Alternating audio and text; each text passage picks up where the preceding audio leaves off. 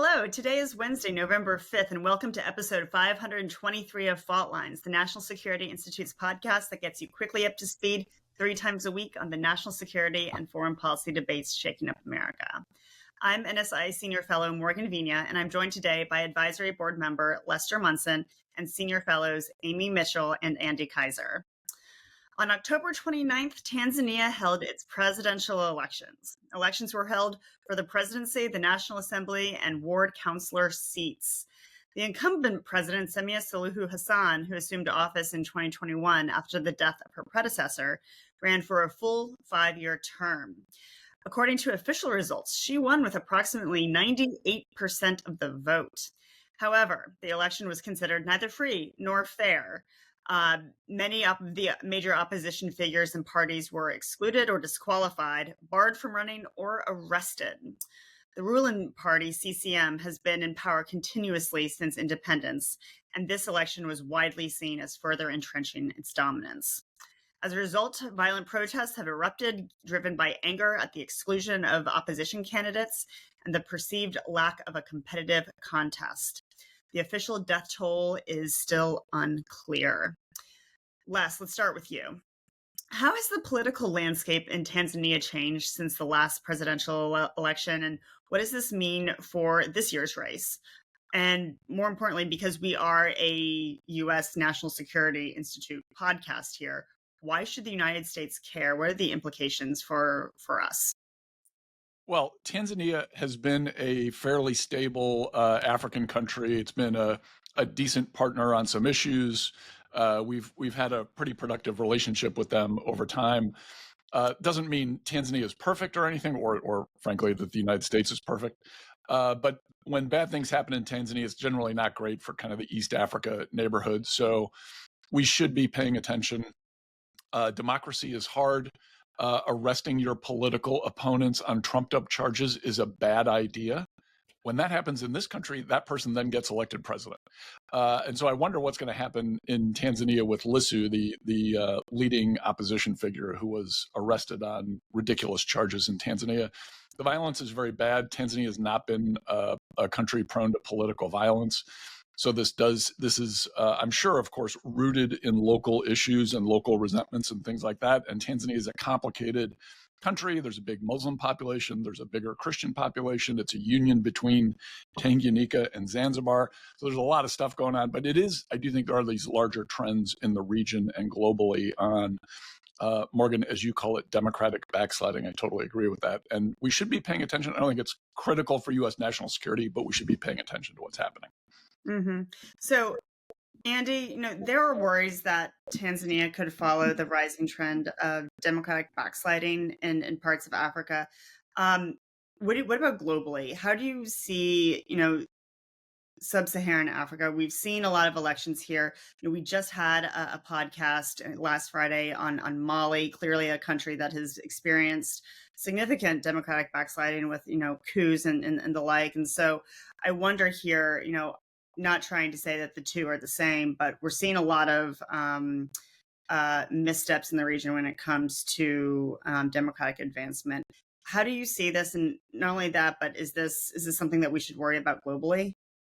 I think it is, Morgan. In the election victor here in Tanzania got 92% of the vote, I think, which might have made Saddam Hussein blush. So I do think we're seeing backsliding globally and in Africa particularly. Some reports show a third of countries are backsliding democratically.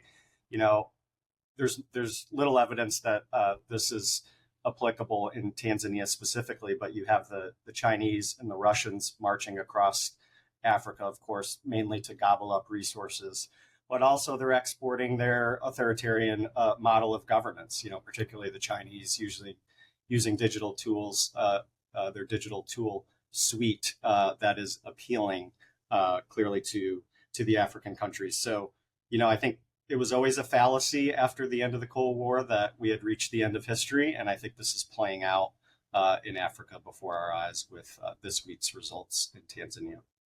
Yeah. So, Amy, following up on Andy's comments regarding Russia and China, looking at this election from a strategic competition angle, clearly Russia China. They're big players in Africa, big players, particularly China and Tanzania.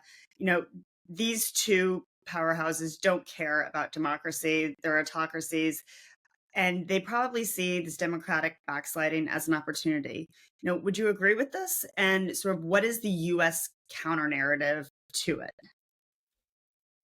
So I do agree with Andy that this has been an opportunity for Russia and China, but I think that's nothing new in Africa. I think that the US has largely ignored the continent for the last, decade and has really allowed Russia and China to take hold in various countries across Africa.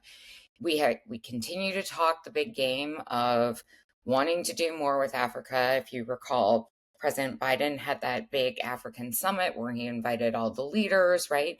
But then you see China and Russia doing, kind of more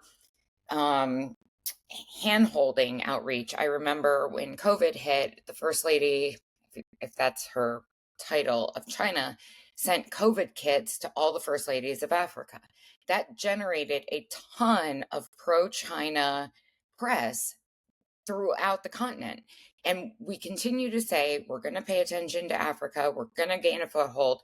Tanzania has traditionally been one of our stronger partners in Africa. And yet we see a pullback from AFRICOM on the DoD side. We've seen really nothing from the State Department on Africa writ large. We've talked about these critical mineral deals across the continent, but that's all on the economic side. So if you're looking at, if you're an African country and you're looking to better your position, your standing in the world, right?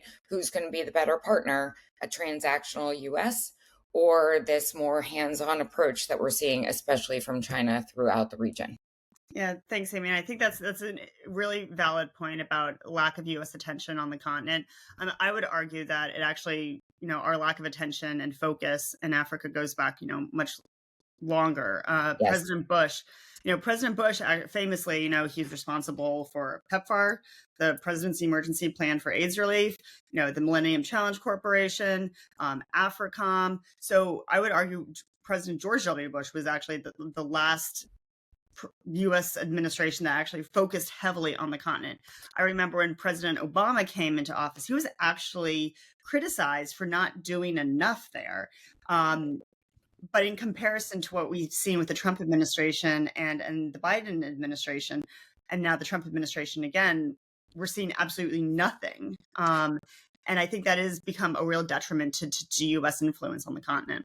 And if you'll recall, I want to say that President Bush's last international trip as president was to Africa, and it was like a 6 or 7 stop tour.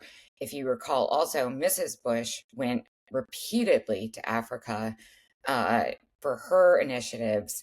We've seen, Ivanka Trump in the last Trump administration, she went, but again, it was this economic kind of focus instead of an across the board focus. And I think that that's really hurt us in the last, to your point, 2 decades, really. Yeah.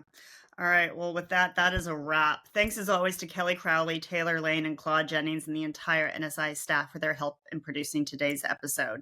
Join us on Friday, November 7th, for another episode of Fault Lines, the National Security Institute's podcast that gets you smart, fast on the national security and foreign policy debates shaking up America. We are on YouTube, so check out our channel for a video of today's episode. If you like what you heard or saw, be sure to rate, review, and subscribe.